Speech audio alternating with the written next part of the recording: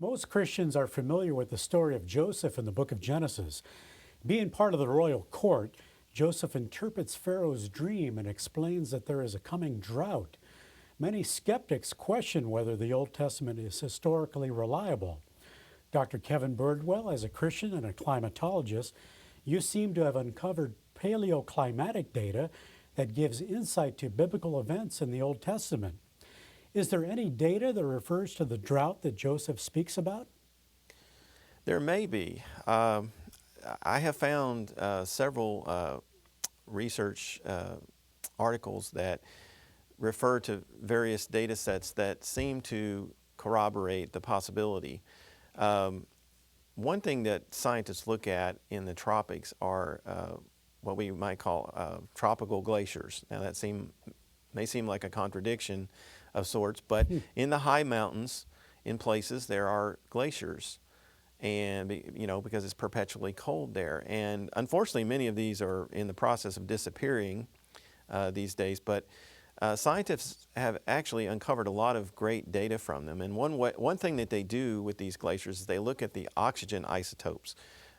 Normal oxygen isotopes have an atomic weight of 16, but there's a heavier isotope that has a weight of 18, and this varies with the precipitation and the warmth in these tropical glaciers. So if the O16 goes up, for example, versus the O18, then we know that's a wetter period, and vice versa for a drier. And also there will be dust layers in these tropical glaciers when there's a major drought. And so that's another thing to look for. And another way of doing this type of research is looking at the carbon-13 versus carbon-12 ratios in ancient crops, basically. That's another indicator of precipitation. And in both of those data sets, there seems to be a drought, a smaller drought, but nevertheless a significant drought, somewhere in the mid-1600s BC.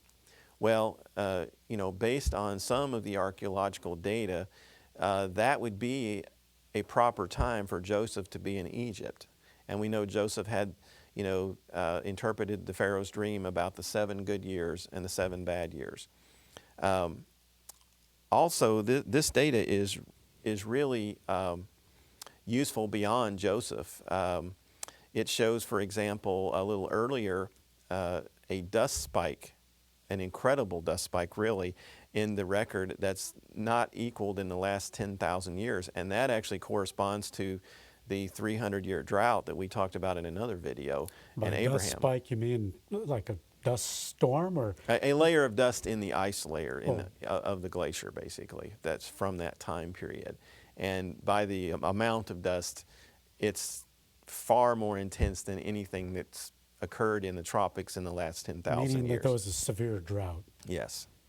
So even the Joseph drought, or what we think might be the Joseph drought, shows up there, but its level of intensity is, at least an order of magnitude smaller than the one I'm talking about that essentially started just before Abraham was born. And you can find this in these glaciers that you're talking about.